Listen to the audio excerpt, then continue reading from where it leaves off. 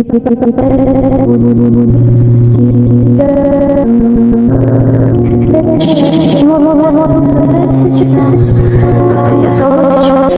तो भाई कैसे हैं आप सभी लोग। उम्मीद करता हूं एकदम मस्त होंगे, जबरदस्त होंगे। तो स्वागत करता हूं आप सबका आपकी अपनी कक्षा साइंस की कक्षा में।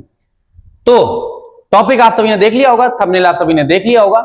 तो आज हम पढ़ने वाले हैं और सीखने वाले हैं इलेक्ट्रिसिटी का एक टॉपिक, बहुत ही बढ़िया topic, how to solve any circuit in seconds.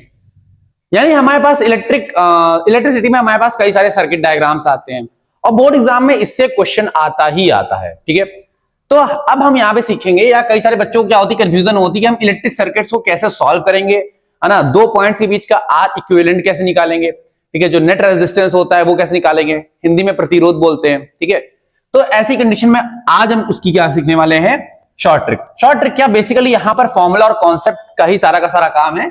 ठीक है, लेकिन इस वीडियो लेक्चर को देखने के बाद आपके सारे के सारे डाउट्स क्लियर हो जाएंगे। ठीक है, तो बिना किसी देरी के भाई पेन कॉपी पेपर निकाल लीजिए और नोट्स बनाना, या कह सकते हैं कि प्रैक्टिस करना स्टार्ट करिए। पहले मैं आपके सामने कुछ क्वेश्चन करके दिखाऊंगा, उसके बाद फिर आप क्वेश्चन करेंगे। ठीक है, तो बहुत ध्यान सुनिएगा। सबसे पहले हम लोग यहां पे सीखेंगे हाउ। तो अब इस टॉपिक को भी मैंने क्या है, कई टॉपिक्स में बांट लिया है। तो पहले हम समझेंगे how to find net resistance, ठीक है, ऑफ अ सर्किट। ठीक है, तो पहला हम लोग का यहां पे टॉपिक है कि हम सबसे पहले नेट रेजिस्टेंस को कैसे पता करेंगे। आप में से जिन लोगों ने भी ओम्स लॉ को पढ़ रखा है, तो आप सभी जानते होंगे कि जो ओम्स लॉ होता है वो क्या होता है, V = IR होता है। ठीक है, अगर आपने अभी तक ओम्स लॉ नहीं पढ़ रखा है तो इसी YouTube चैनल पर मैंने ओम्स लॉ की एक डिटेल वीडियो बना रखी है, तो आप जाकर उसे चेकआउट कर सकते हैं कि V = IR क्या होता है। ठीक है, तो जो लोग चैनल पे नए हैं, ठीक है, जिन लोगों को थोड़ा बहुत पढ़ रखा है तो उन्हें पता होगा V बराबर यहाँ पे क्या होता है, ये होता है यहाँ पे पोटेंशियल, क्या पोटेंशियल होता है, गलत, पोटेंशियल डिफरेंस होता है। ठीक है, I यहां पर क्या होता है भैया, यहां पर I होता है इलेक्ट्रिक करंट। ठीक है, अच्छा, R यहां पर क्या होता है, R यहां पर होता है नेट रेजिस्टेंस। वैसे तो यहां पे R नेट रेजिस्टेंस होता है, अगर हम पूरे सर्किट की बात करें तो R यहां पे नेट रेजिस्टेंस होता है। लेकिन अगर हम यहां पे सिर्फ एक सिंगल रेजिस्टर की बात करें, जैसे यहां पर ये रेजिस्टर हो गया, इस पॉइंट का पोटेंशियल मान लीजिए VA हो गया, यहां का पोटेंशियल VB हो गया, तो ये मान लीजिए हायर पोटेंशियल पे अब करंट यहां से यहां जा रहा है ना, I, और ये रेजिस्टेंस R है। तो अगर करंट यहां से यहां जा रहा है, तो मैंने आपको प्रीवियस वीडियो लेक्चर में बताया था, ठीक है, कि करंट जो होता है हमेशा क्या होता है, हाई पोटेंशियल से, ठीक है, क्या होता है, लो पोटेंशियल पे फ्लो करता है। ठीक है, यानी यहां पर हाई पोटेंशियल होगा, यहां पर लो पोटेंशियल होगा, तो करंट ऐसे फ्लो कर रहा है।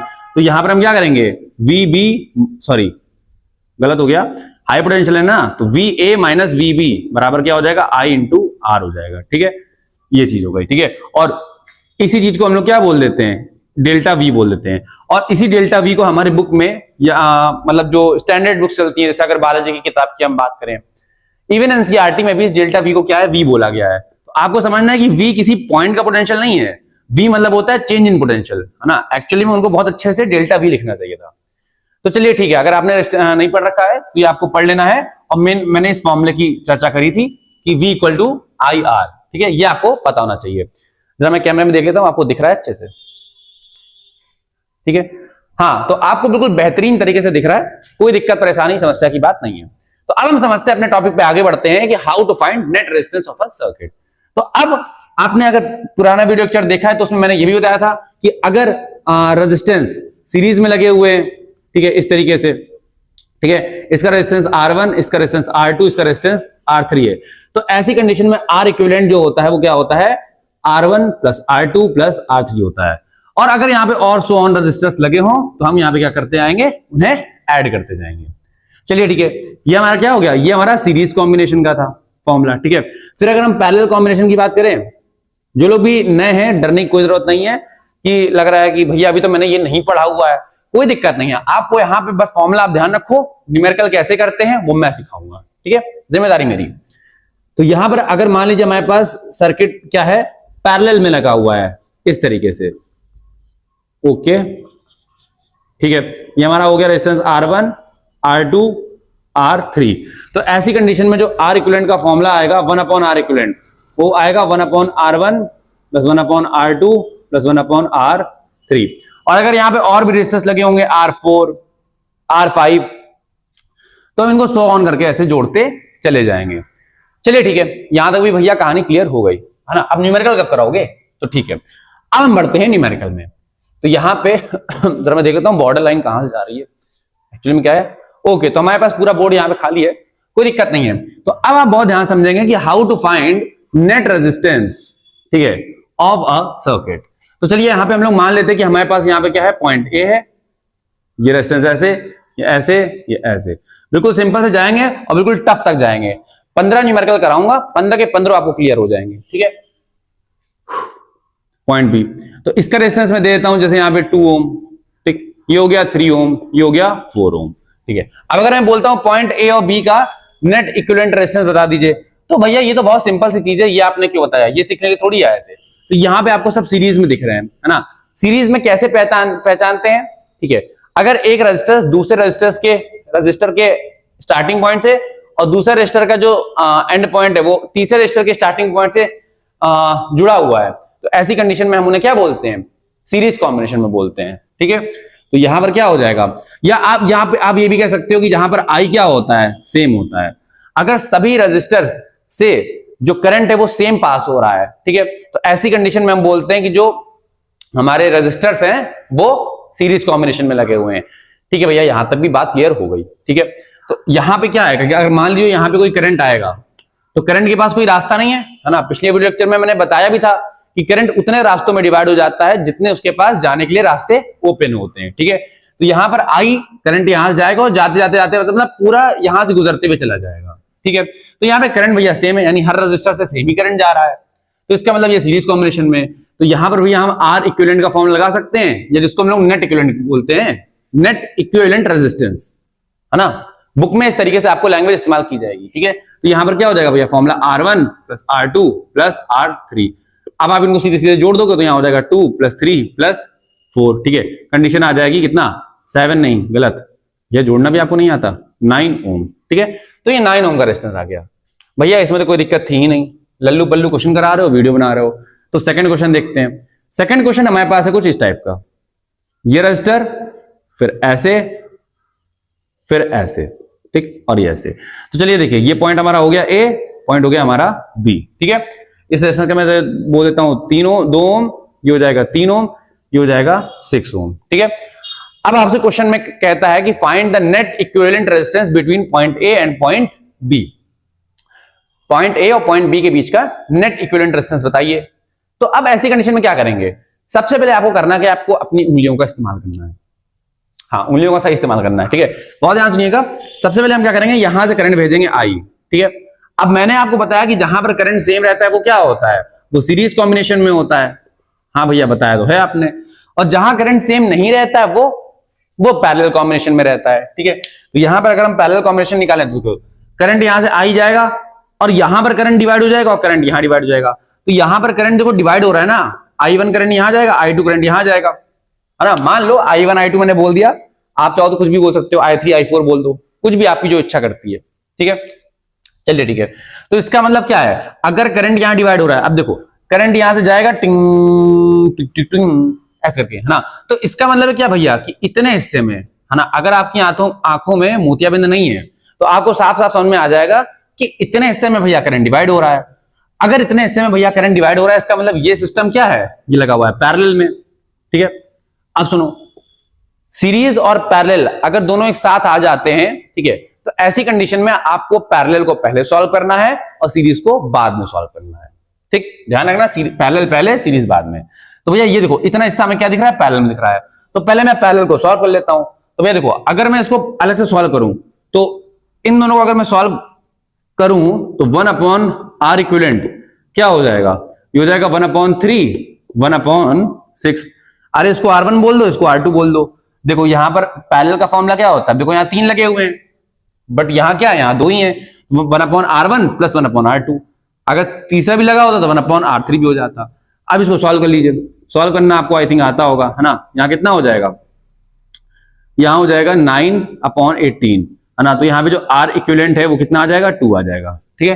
तो R इक्विवेलेंट आ गया 2। अब देखो इतने को सॉल्व करके हमारा आंसर क्या आया 2, इतने को सॉल्व करके। अब फिर से डायग्राम बनाओ, तो ये हो जाएगा 2 और इसको सॉल्व करके क्या आया 2, ये हो जाएगा 2 ओम और ये भी क्या था 2 ओम, ये था A ये था B, ठीक है। अब आप देखो दोनों को ध्यान से आप देख सकते हो कि दोनों कैसे लगे हुए हैं, दोनों सीरीज में लगे हुए हैं, सही बात है ना। अब जो करंट यहां से जाएगा वही करंट यहां से जाएगा। जितनी बार आप डायग्राम को रीड्रॉ करें उतनी बार आप चेक करें कि करंट समझ में आ रहा है कि करंट को आप A पॉइंट से लेके आओ, चाहो तो ऐसे B पॉइंट से भी ला सकते हो, कोई दिक्कत नहीं है। अभी तक हमने बैटरी नहीं लगाई है यहाँ पे, तो कोई दिक्कत नहीं है, आप करंट कहीं से भी ला सकते हो, ठीक है। जब बैटरी लग जाएगी तब मैं बताऊंगा कि करंट सिर्फ वहीं से ला सकते हैं जिस तरफ पॉजिटिव टर्मिनल हो। चलिए ठीक है, अगर आपको यहां तक ये बात समझ में आ गई है तो अब यहां पे क्या होगा, करंट यहां सेम रहेगा, है ना, ठीक है, समझ में आ गया ना। तो यहां पर क्या होगा, अब यहां पे जो आर इक्विवेलेंट का फॉर्मूला लगेगा वो क्या लगेगा, R1 प्लस R2, R1 हो गया 2, R2 हो गया 2, तो 2 प्लस 2 बराबर कितना हो गया, ठीक है, ये हो गया 4 ओम, समझ में आ गया।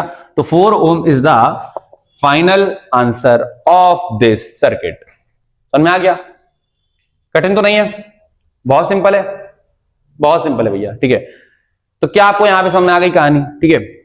तो चलिए ठीक है, उम्मीद करता हूं आपको अभी तक ये स्लाइड समझ में आ गई होगी। अब आप इसको बढ़िया तरीके से नोट करिए और अब हम कुछ और क्वेश्चंस में आगे बढ़ते हैं, ठीक है। तो भाई अभी तक हम लोगों ने कुछ 2 क्वेश्चंस को देख लिया है, ठीक है।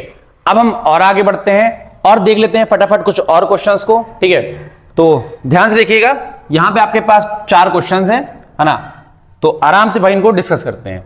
तो देखिए पहला क्वेश्चन, क्वेश्चन नंबर 3 देखिए, यहां पर आपको पॉइंट ए और पॉइंट के बीच का क्या निकालना है, नेट रेजिस्टेंस निकालना है। अभी हम जितने भी क्वेश्चन कर रहे हैं सब नेट रेजिस्टेंस पर कर रहे हैं, फिर अगले वीडियो लेक्चर में हम लोग नेट करंट की बात करेंगे, फिर उसके अगले वीडियो लेक्चर में हम लोग अलग अलग पोटेंशियल कैसे निकालते हैं वो बात करेंगे, समझ में आ गया। तो बहुत ध्यान देखेंगे, पानी कम पीने का नतीजा हिचकी आ रही है, ठीक है, कोई दिक्कत नहीं है, बहुत ध्यान से देखेंगे। तो 3rd नंबर पे क्या करेंगे हम लोग, अगर हमको निकालना है नेट रेजिस्टेंस तो हम क्या करेंगे, सबसे पहले मैंने बताया है कि सबसे पहले आप उंगलियों का सही इस्तेमाल करो। अगर करंट यहां पर सेम रहता है तो वो क्या रहेगा, सीरीज कॉम्बिनेशन में रहेगा, ठीक है। और अगर आपके पास आई क्या हो जाता है, डिफरेंट हो जाता है, ठीक है, करंट डिफरेंट हो जाता है तो वो क्या रहेगा, पैरेलल कॉम्बिनेशन में रहेगा, समझ में आ गया। तो बहुत ध्यान सुनना, सबसे पहले यहां पर देखो करंट जाएगा, जुम जुम जुम जुम जुम जुम जुम, देखो करंट जैसे ही यहां से जाएगा तो 3 अलग अलग हिस्सों में डिवाइड हो जाएगा, और जैसे ही तीनों हिस्से मिलेंगे तो मिलने के बाद दोबारा से क्या हो जाएंगे, बी की तरफ आगे बढ़ जाएंगे। तो इसका मतलब यहां पर क्या है कि अगर भैया आप, मैं गलत नहीं हूं, मतलब आप गलत नहीं है, मैं गलत नहीं हूं, तो इतना हिस्सा मुझे क्या दिख रहा है, पैरेलल में दिख रहा है। क्यों दिख रहा है, क्योंकि देखो यहां पे करंट क्या हो रहा है, डिवाइड हो रहा है या डिफरेंट जा रहा है, पैरेलल में डिवाइड हो रहा है, ठीक है।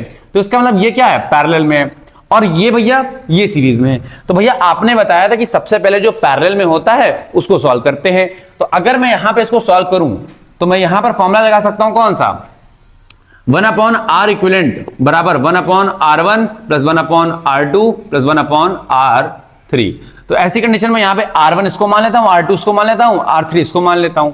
मैंने कहा तुम किसी को भी कुछ भी मान सकते हो, तो यहां पे हो जाएगा 1/1 प्लस 1/1 प्लस 1/1। तो जब इसको आप जोड़ोगे तो 1/1 1 1 1, तो ये हो जाएगा 1/1 प्लस 3 हो जाएगा, और 1/R इक्विवेलेंट क्या हो जाएगा, जब आप R इक्विवेलेंट निकालोगे तो वो क्या हो जाएगा, वो हो जाएगा 1/3, ठीक है।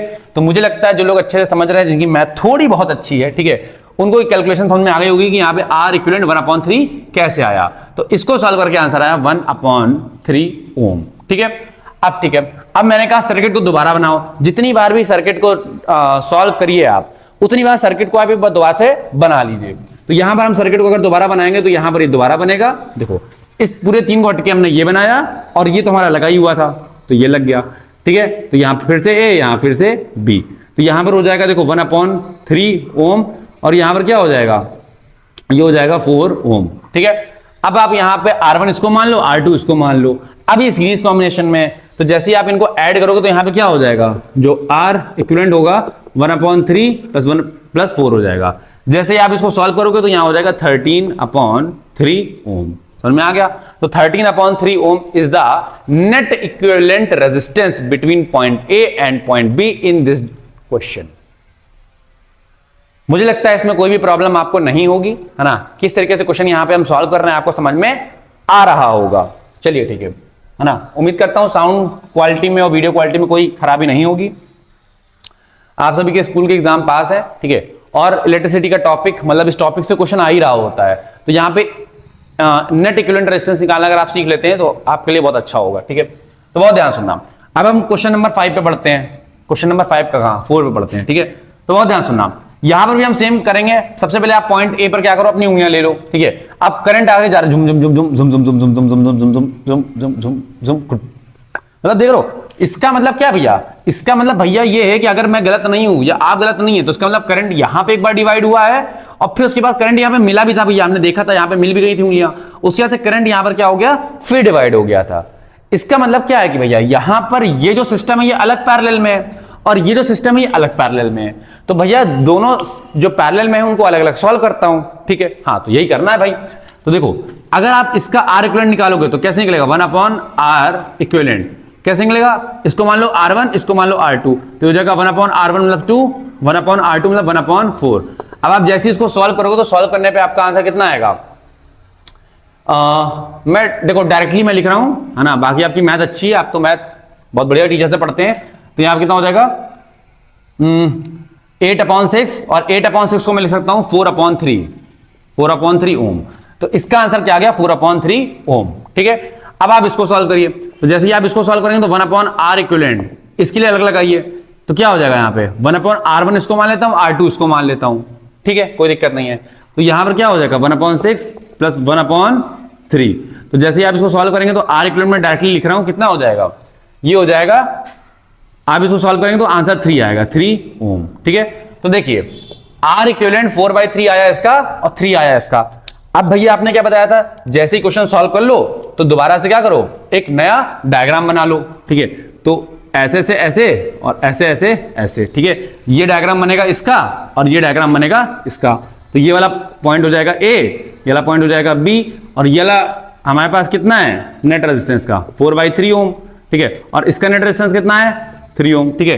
तो भैया अब ये हो गया सीरीज में। अब जैसे ही हम इसको सॉल्व करेंगे तो सॉल्व करने पे आंसर कितना आएगा, हम R1 प्लस R2 को जोड़ देंगे, तो यहाँ पे जो R इक्विवेलेंट होगा वो क्या हो जाएगा, R1 प्लस R2 हो जाएगा। R1 इसको मान लो, R2 इसको मान लो, तो ऐसी कंडीशन में R1 कितना हो जाएगा 4/3 प्लस R2 कितना हो जाएगा 3।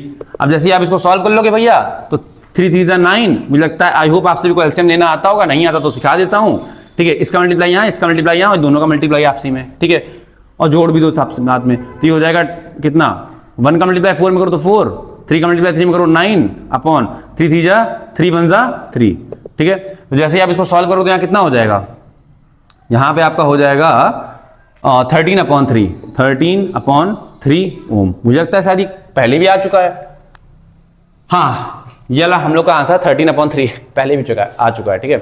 तो what's a coincidence is this, ठीक है। तो मुझे लगता है, उम्मीद करता हूं आपको यहां पे क्वेश्चन बढ़िया तरीके से समझ में आ रहे होंगे। क्लियर, कोई बात, चेक कर लेता हूं जरा आपको ये दिख रहा है बढ़िया तरीके से, ठीक है। तो हाँ भाई आपको बढ़िया तरीके से दिख रहा है, ठीक है। और मुझे लगता है कि यहां पे स्क्रीन थोड़ी थोड़ी ब्लर कर रही है, लेकिन कोई बात नहीं, आप अपनी तरफ से थोड़ी सी साउंड क्वालिटी को इंप्रूव कर लीजिएगा। चलिए आगे क्वेश्चन देखते हैं, कुछ क्वेश्चन हमारे पास और हैं 2, उनको देखते हैं। तो अब हम बढ़ते हैं क्वेश्चन नंबर 5 में। तो यहां पर भाई देखिए क्या है, फिर से अपनी उंगलियों का इस्तेमाल करेंगे। तो क्वेश्चन थोड़ा सा टफ है, अगर आप पॉज करें और इनका थोड़ा सा अपने आप ट्राई करें, ठीक है, तो अच्छा लगेगा। चलिए ट्राई करिए, ट्राई करो भाई, ट्राई करो, बस देखने थोड़ी आया हो वीडियो लेक्चर, ट्राई करो। मुझे लगता है पॉज कर लिया होगा और ट्राई भी कर लिया होगा, ठीक है। तो अगर आपने पॉज करके ट्राई कर लिया तो अब अपना आंसर मैच करिए, ठीक है। चलिए ठीक है, तो मैं क्या करता हूं, बहुत ध्यान देखना।